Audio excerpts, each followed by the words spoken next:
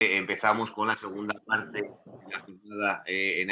este primer día, que es el bloque segundo, que va sobre investigación y documentación de todo este patrimonio arqueológico subacuático en aguas interiores. Para empezar este bloque,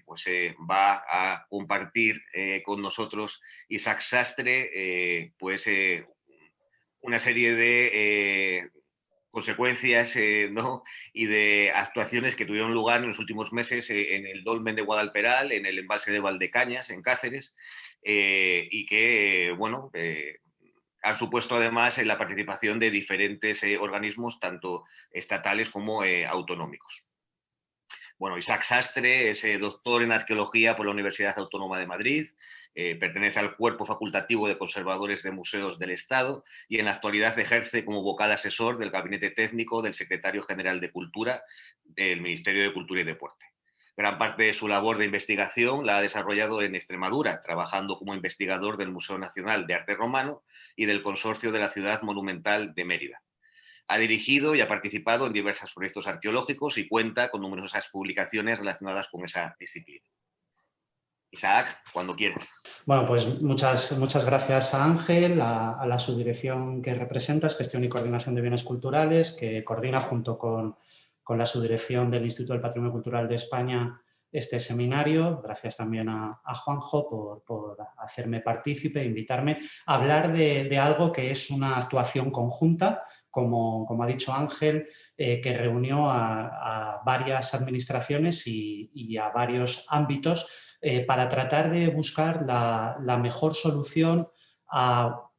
una situación que se presentó con carácter de emergencia en el verano de 2019 y de lo que os voy a hablar es de cuáles son los pasos que se decidió tomar en aquel momento y también cómo se vio la necesidad, la urgencia de acometer de una manera general, global,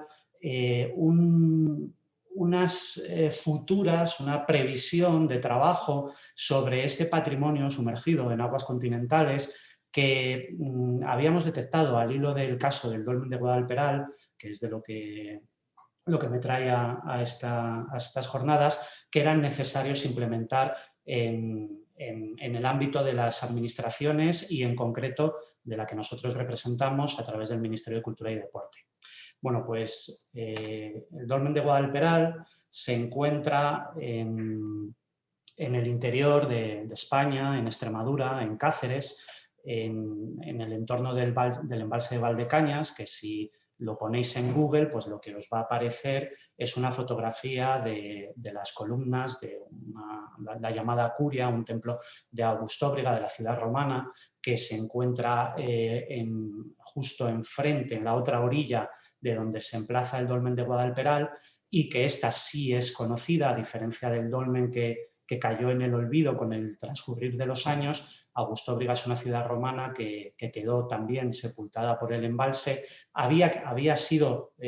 también sepultada por el pueblo de Talavera la Vieja y que, por desgracia, es conocida para la administración y para los arqueólogos porque sistemáticamente Augustóbriga está a una cota más alta que la del dolmen y un verano sí y otro también es objeto de expoliación por parte de lo que en Extremadura se llaman los piteros, los furtivos con detectores de metales. La suerte del dolmen de Guadalperal era distinta. Digamos que dormía el sueño de los justos. ¿Por qué? Pues porque dentro de la cuenca hidrográfica del Tajo pertenece a uno de los embalses más grandes, el embalse de Valdecañas, que normalmente, estos son los datos de hace un par de días, de 10 de mayo, normalmente suele tener una cota de embalse de unos 305 metros. Ahora está a 303,90, casi 304. Con esta cota el dolmen pasa desapercibido, está sumergido. Pero ¿qué pasó en el verano de 2019? Hubo un periodo de sequía, también por los protocolos con Portugal, pues hubo que desaguar parte del embalse y la cota llegó a 294, 295, es decir, 8 metros por debajo de la cota actual y 10 metros por debajo de la cota habitual de los últimos años. Y esto es lo que pasa en una cota de 295. Lo que pasó en este caso durante el mes de julio fue una llamada constante de los medios de comunicación hacia esta emergencia de lo que bautizaron como el Stonehenge español, atrayendo una cantidad de interesados, de turistas ocasionales, que hicieron que diera la vuelta literalmente al mundo este descubrimiento, además con este nombre pues tan llamativo que le pusieron los medios de comunicación, que hizo pues, que se desplazaran medios de comunicación pues, desde la BBC, National Geographic, etcétera, y por supuesto nacionales y locales. Además también atrayendo por supuesto el interés de las localidades del entorno con una primera intención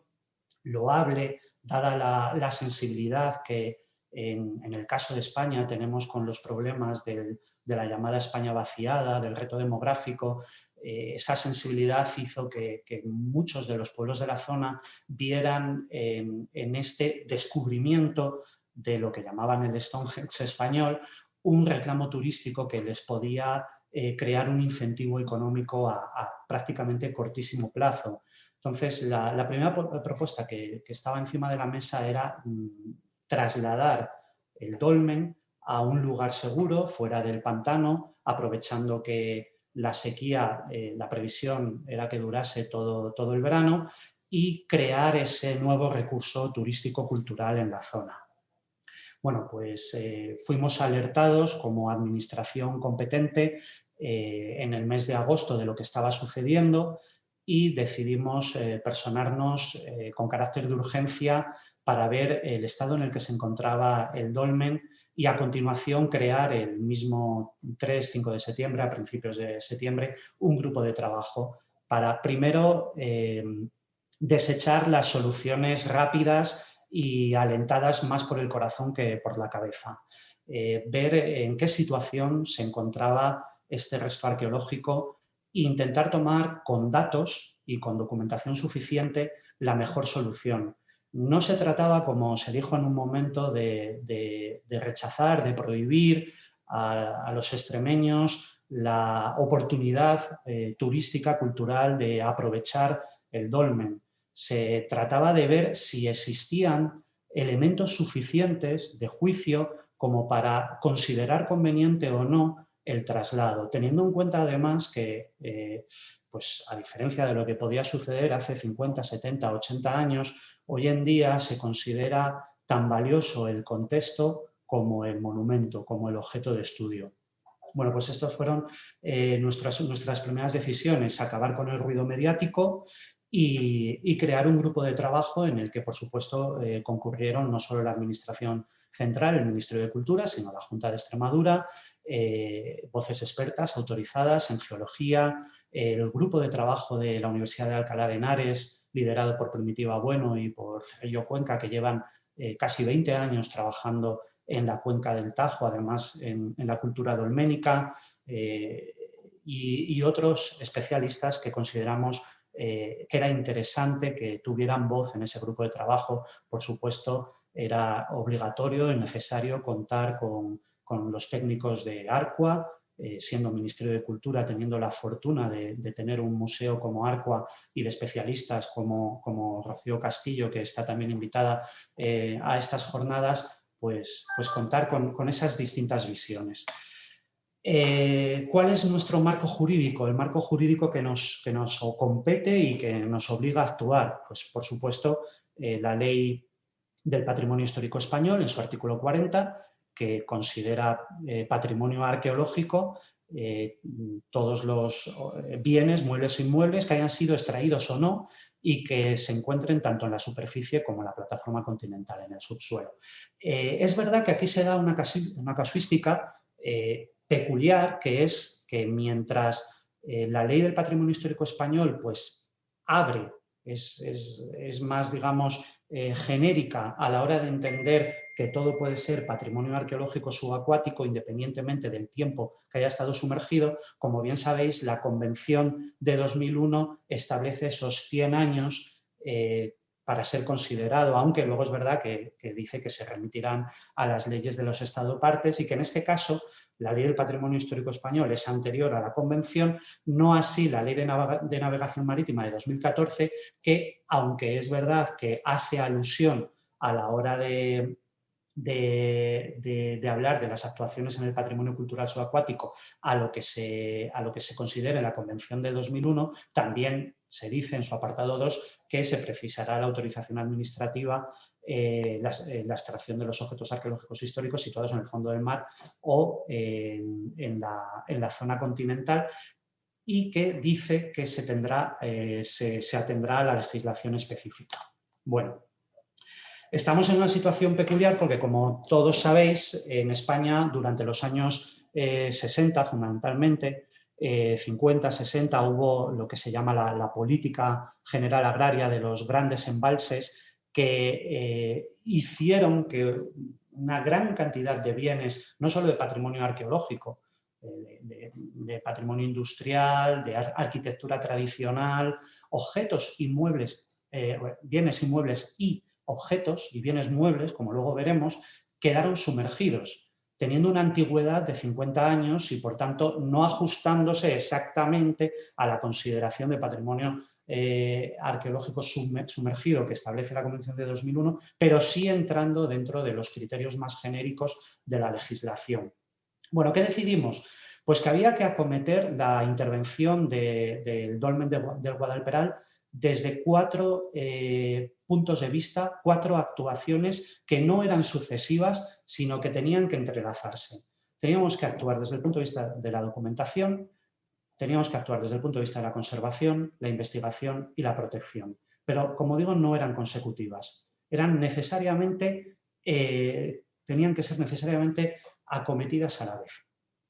Además, no sabíamos el tiempo con el que podíamos contar, cuándo iban a volver otra vez a subir la cota del embalse. En ese sentido, pues hay que agradecer el trabajo mano a mano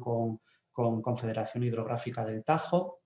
y con la Junta de Extremadura para conseguir tener una previsión, aunque fuera de mínimos, del tiempo que teníamos para actuar.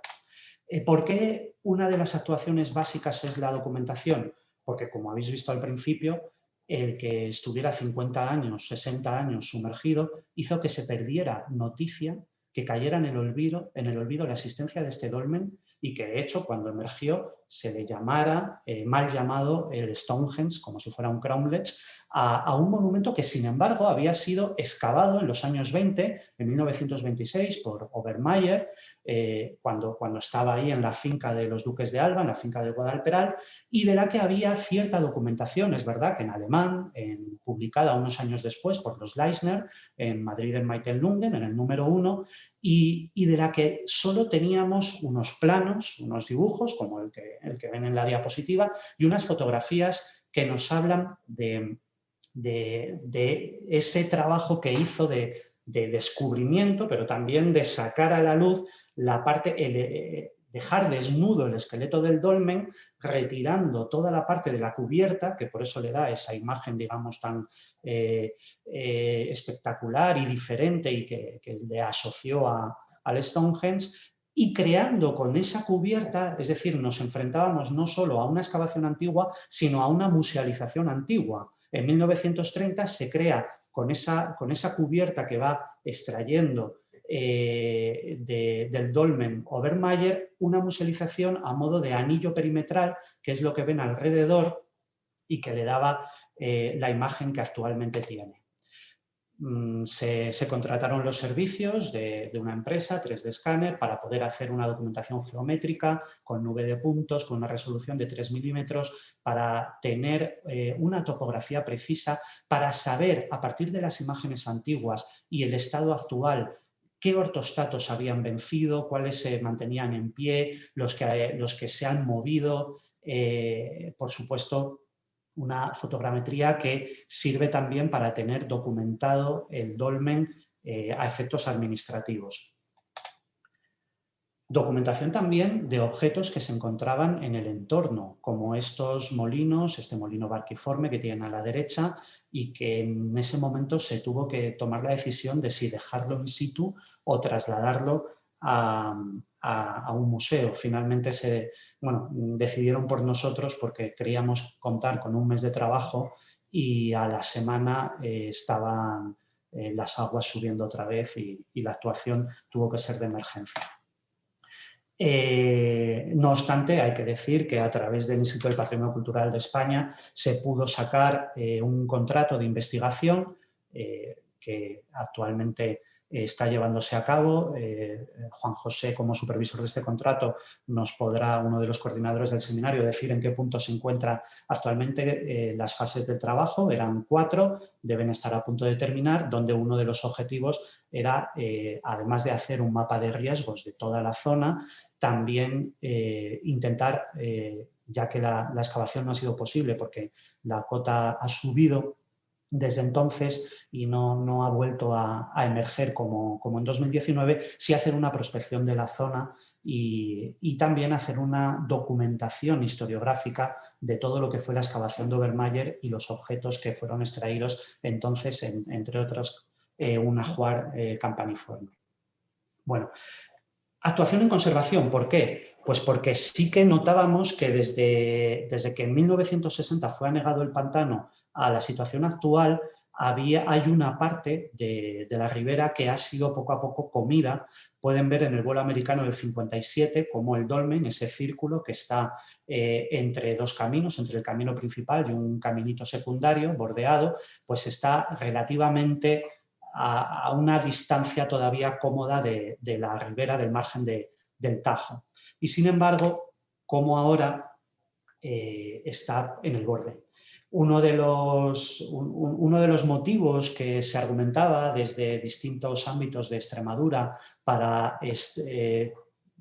trasladar el dolmen era precisamente el riesgo de derrumbe por el efecto de las corrientes del agua del Tajo, como poco a poco iba comiéndose terreno. Y es verdad que ese anillo perimetral que está hecha con las piedras que cubrían el túmulo y además de una cercha, de una cinta de ladrillo que hizo la Junta de Extremadura en uno de los años en los que emergió, por tanto sí que había un conocimiento administrativo, siquiera regional, de la existencia del dolmen, pero como poco a poco se está desmoronando. Entonces, otra de las decisiones a la que se emplazó el grupo de trabajo y que dirige Rocío Castillo, nos podrá decir en qué situación está, la realización de una batimetría para poder contar con datos precisos sobre esta influencia de las corrientes del agua en el borde del dolmen de Guadalperal y tener suficiente criterio para decidir en un futuro corto, cuál es la mejor decisión para la conservación del dolmen. Conservación también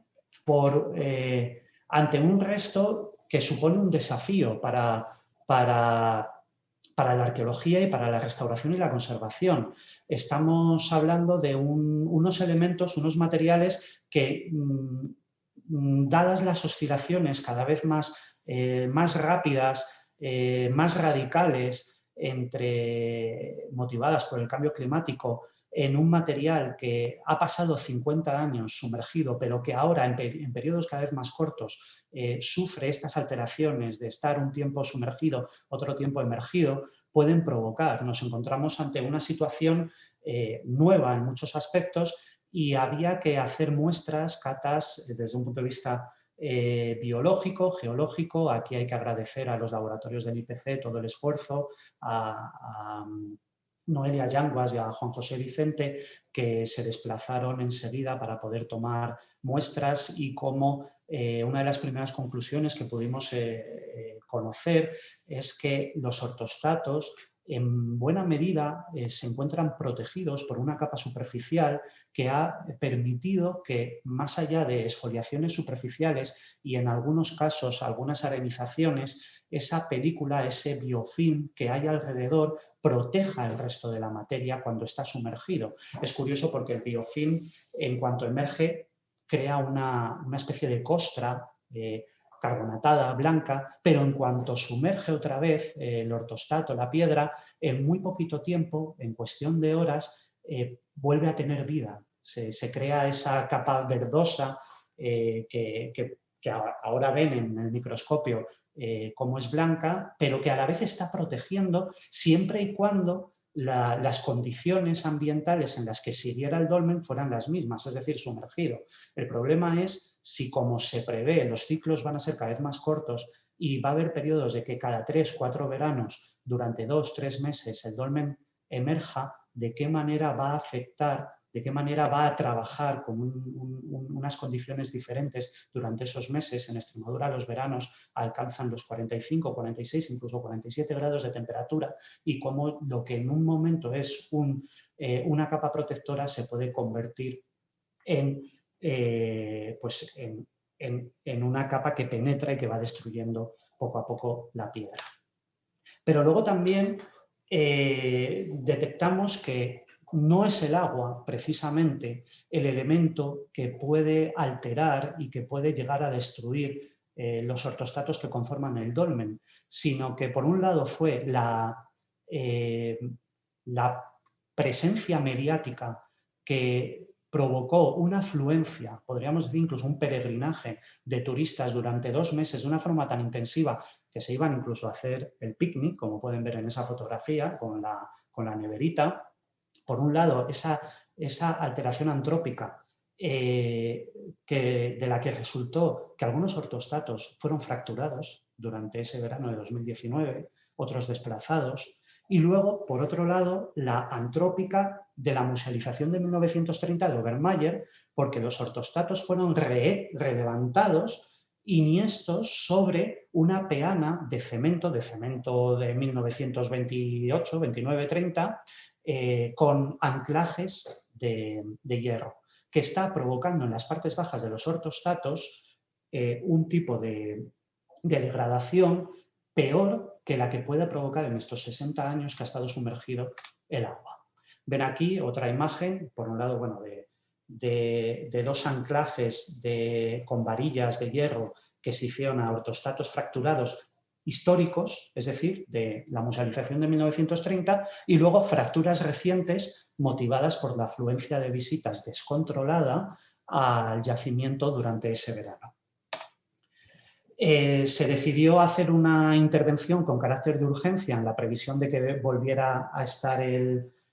dolmen sumergido en pocas semanas mediante sacos. Se vio cómo esta zona baja donde tienen señalados en negros con puntos rojos son los ortostatos vencidos o los que estaban en una situación más inestable y se iba, porque son los que reciben la llegada del agua cuando empieza a anegarse, cuando empieza a cubrirse otra vez el dolmen. Tampoco nos dio tiempo a hacer esta intervención. Como os digo, nos pilló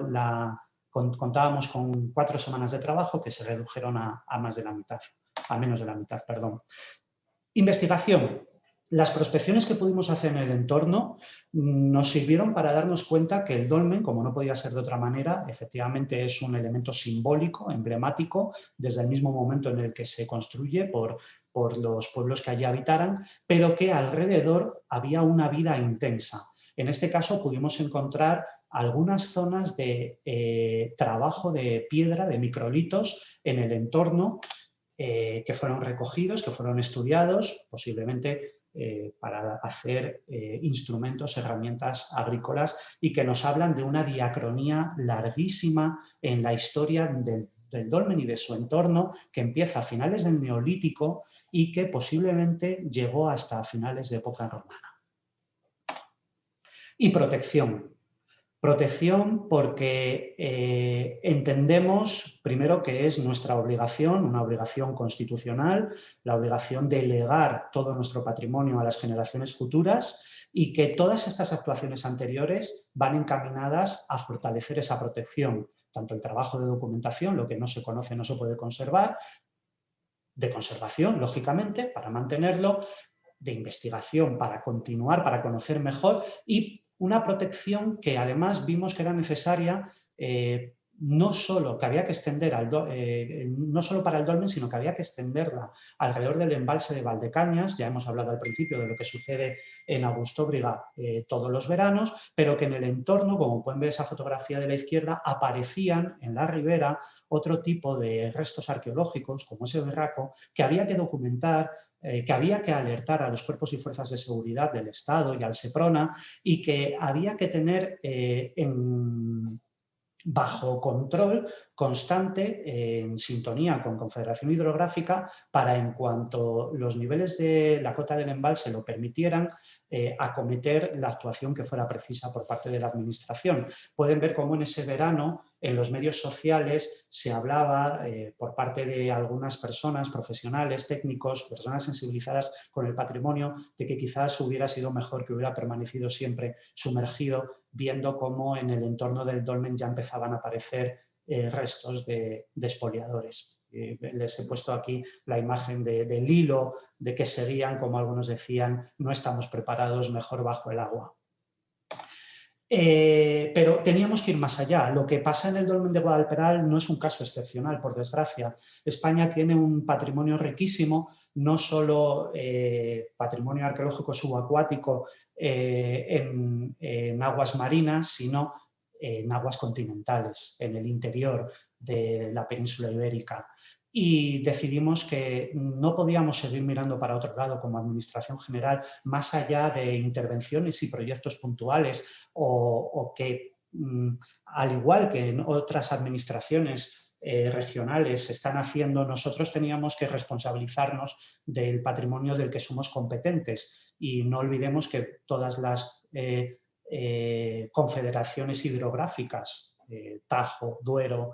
Guadiana, etcétera, dependen del Ministerio de Transición Ecológica y, por tanto, siguiendo el criterio del artículo 6 de la Ley del Patrimonio Histórico Español, son competencia del Ministerio de Cultura y Deporte. Estábamos obligados a extender estas actuaciones a un conjunto de protocolos que sirvieran para que en el futuro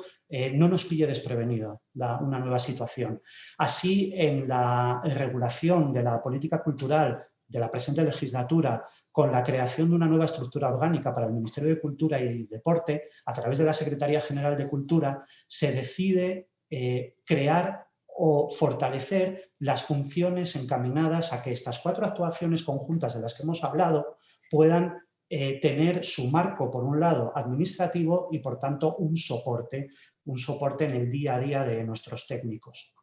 Así, se habla específicamente, como puede ser, por ejemplo, en el apartado G, la promoción de proyectos de investigación arqueológica española, así como la gestión de cuantas medidas correspondan al Estado en relación con el patrimonio arqueológico. O la letra J, la integración, digitalización, coordinación y sistematización de la información y formación de un fondo documental de los bienes del patrimonio histórico español para contribuir al conocimiento, estudio y tutela de los bienes culturales. Todo esto a través de las distintas subdirecciones generales que conforman la Dirección General de Bellas Artes, que, trabajando mano con mano, estrechamente, se deben hacer cargo de cada una de estas funciones en el área que les corresponda, ya sea en el Instituto del Patrimonio Cultural de España a través de su servicio de arqueología y, por supuesto, de sus grandísimos profesionales de los laboratorios técnicos, ya sea en las 2 nuevas subdirecciones generales que se crearon, una para que desde el punto de vista de la investigación, desde el punto de vista jurídico, tenga ese soporte, estas actuaciones, como es la Subdirección de Gestión y Coordinación de Bienes Culturales, que aquí representa Ángel, y que me consta que ya se han puesto en marcha a través de contratos de documentación para hacer prospecciones en estos entornos de la mano de la Confederación Hidrográfica respectiva, o de la nueva subdirección de registros y documentación de bienes, que tiene que hacerse cargo de esta llevanza de estos bienes arqueológicos para que tengan una cobertura jurídica el día de mañana ante, sobre todo, el gran peligro de la expoliación. Manos a la obra, la Subdirección General de Gestión y Coordinación ya incoó el expediente para declarar bien de interés cultural el dolmen de Guadalperal. Estamos pendientes de los resultados de la batimetría y estamos pendientes de los resultados del contrato de investigación y documentación y para la creación también de un mapa de riesgos de la mano de la Universidad de Alcalá de Henares. Esta es la experiencia en torno al Dolmen de Guadalperal, pero como he dicho, pretendíamos desde el Ministerio de Cultura trascender una actuación concreta, necesaria y urgente, pero crear un marco no solo legal, sino un protocolo de actuación ante esta ingente cantidad de bienes del patrimonio sumergido en aguas continentales que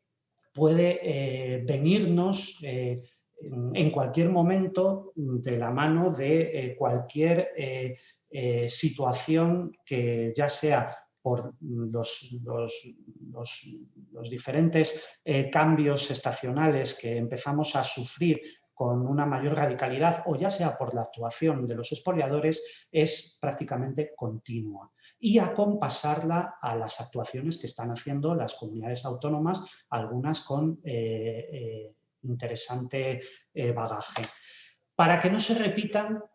situaciones precedentes, por esta falta de entendimiento, y con ello tengo 5-10 minutos para ir acabando, os lo prometo.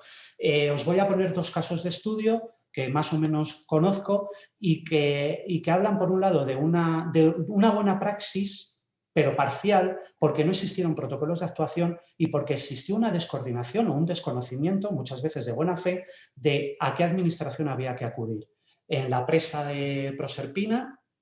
en la presa romana de Proserpina, a 5 kilómetros de Mérida, en esta imagen idílica que pueden ver ahora de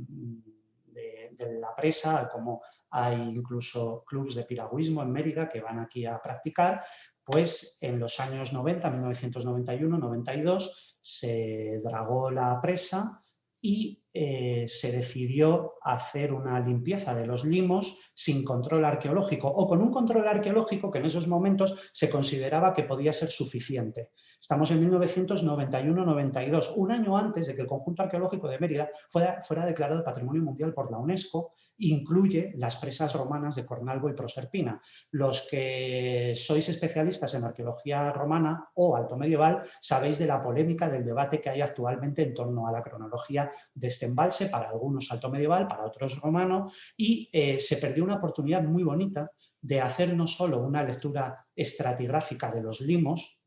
sino que se hiciera también una lectura estratigráfica parlamentaria de las distintas técnicas constructivas, que se puede ver perfectamente cómo están diferenciadas. Cualquier arqueólogo presente en esta reunión pues se llevará las manos a la cabeza viendo de qué manera con medios mecánicos los limos fueron extraídos de la presa. Es verdad que el trabajo que lideró el ingeniero de Confederación Hidrográfica del Guadiana, Fernando Aranda, que publicó unos años después, con motivo de esta polémica de la datación de la cronología de la presa, a efectos del conocimiento que tenían y del amor y el cuidado que él tiene por la arqueología y por el patrimonio, son válidos.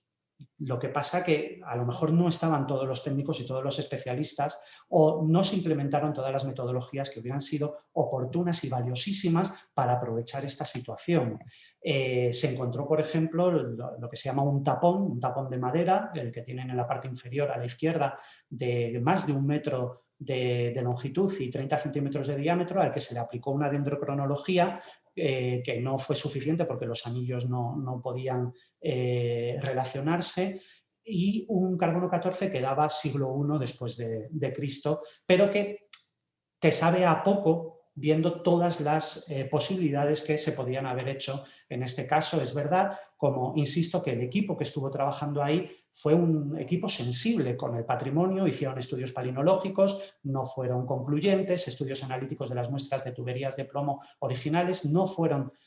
concluyentes porque fueron estudios que bueno, pues fueron incompletos, pero se echa en falta el qué, una lectura de paramentos, y se echa falta una excavación en área estratigráfica, no simplemente sondeos, la mayoría de ellos mecánicos y otros manuales, pero quizás sin la visión que era necesario acometer. Es verdad que 15 años después, dentro del famoso Plan E, en 2008, se acometieron trabajos de accesibilidad y mejora de los accesos a las infraestructuras hidráulicas de Confederación Hidrográfica del Guadiana y se excavaron en el entorno de la presa romana. Tuvimos la suerte de excavar esta casa factoría, no me atrevería a llamarla Villa Romana, la publicamos como una casa factoría que es de época fundacional, ahí tienen un par de monedas de época tiberiana encontradas en esta especie como de casa que a la vez era una zona industrial de trabajo del vino que esta es la carretera que llega al pantano. O sea, lo que ustedes no ven es, nosotros estaríamos, en nuestra imagen, estaríamos viendo desde la parte alta de la presa de Proserpina estas casas, factorías que en la Fundación de Augusta Emérita sirvieron para poner en explotación el entorno cuando se estaba creando una ciudad de la nada, una ciudad ex novo. Y mientras se estaba sacando material, granito, que es el origen de la presa romana, para construir la ciudad, alrededor la gente vivía en este tipo de viviendas mixtas para vivir y para explotar el terreno. Y esto fue mano a mano con Confederación del Guadiana, donde también tuvimos la fortuna de poder hacer un trabajo, voy terminando, que sé que me estoy alargando mucho, un trabajo de puesta a punto de documentación de cómo estaban las conducciones romanas. En Mérida se conocen 3 conducciones romanas, bueno, ahora ya vamos por 5, entonces se conocían 5, con bomba de extracción, imaginaos, teníamos como media hora para poder trabajar y se volvía a inundar enseguida porque se siguen utilizando, siguen funcionando en buena medida todas estas conducciones del entorno de Mérida. Pudimos por lo menos caracterizar y documentar las conducciones con esta bóveda de Inkertum que, como veis en la foto, se nos llenaba cada media hora. Curioso ver en la imagen de abajo cómo las arquetas de toma de agua actuales que sirven para los agricultores de la zona están junto a las arquetas de época romana. O sea, nosotros accedimos a esta bóveda, a esta conducción, la de Casarrera, a 5 kilómetros de Mérida, a través de una arqueta moderna. Pudimos completar el trazado de los acueductos romanos con el descubrimiento de basas de nuevos pilares no documentados de zonas para salvar los valles donde se utilizaba el sistema de los acueductos, no solo los conocidos en Mérida, sino en el entorno cada vez que había que salvar un valle. Y un último caso de estudio que para los que somos medievalistas pues nos resulta siempre muy curioso y muy entrañable, pero que mucha gente se sorprende cuando hablamos de la iglesia de San Pedro de la Nave, otra iglesia en pleno debate cronológico, para algunos emblemática de la época visigoda, para otros emblemática de la arquitectura llamada mozárabe de repoblación del siglo X, que luce así tan bonita hoy en día en Zamora, en el pueblo del Campillo, tan espectacular por el interior, pero que en origen estaba en lo que ahora es el embalse, si no recuerdo mal, de Rocoballo, en el fondo de este valle, y que fue uno de los primeros ejemplos pioneros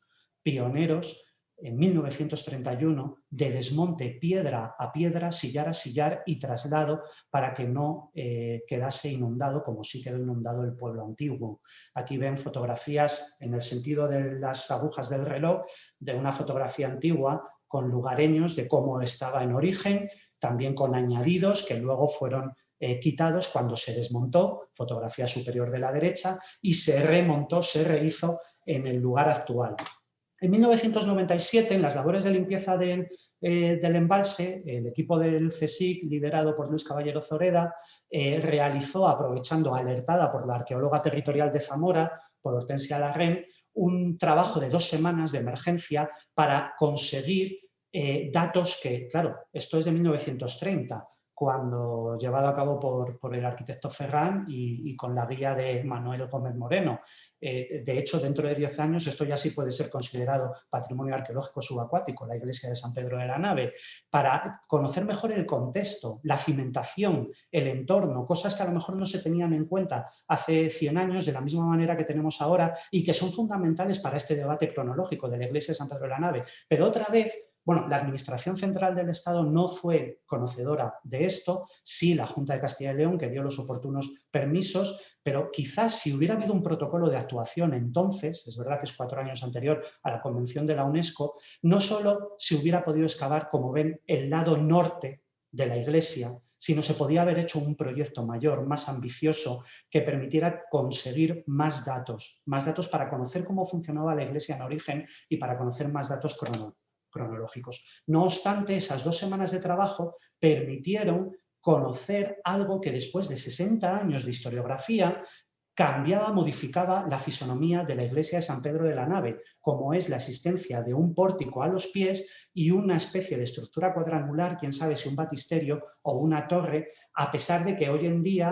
en las webs de amantes de la historia, incluso en los libros de texto, incluso en la universidad, se sigue utilizando la planta que tienen a la derecha, que es la planta tradicional, cuando esa excavación de urgencia, una vez que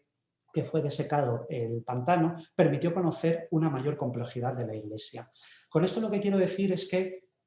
Dolmen de Guadalperal es un caso, por supuesto, importantísimo para nosotros, pero es una voz de alarma y que nos debe hacer y nos debe obligar a mirar más allá y a darnos cuenta del ingente trabajo que tenemos y de que necesitamos de un trabajo en equipo por delante desde las administraciones para que no vuelvan a pasar estas cosas. Muchas gracias y perdón por haberme alargado un poco más de la cuenta. Nada, Isaac, muchas gracias a ti por la presentación. Bueno, se perdona alargarte un poco porque la verdad es que es muy interesante,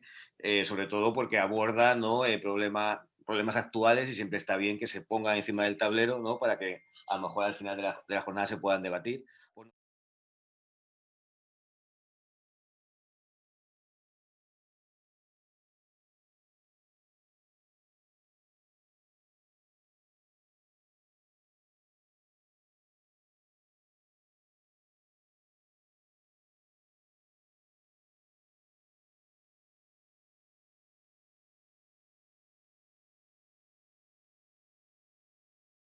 Estaba comentando Isaac el estado actual de la investigación, pues como él comentaba, la investigación está llevando a cabo actualmente el equipo de Primitiva Bueno. Es un trabajo excelente, no obstante no exento de dificultades, ¿no? Sobre todo por la cota del agua del embalse,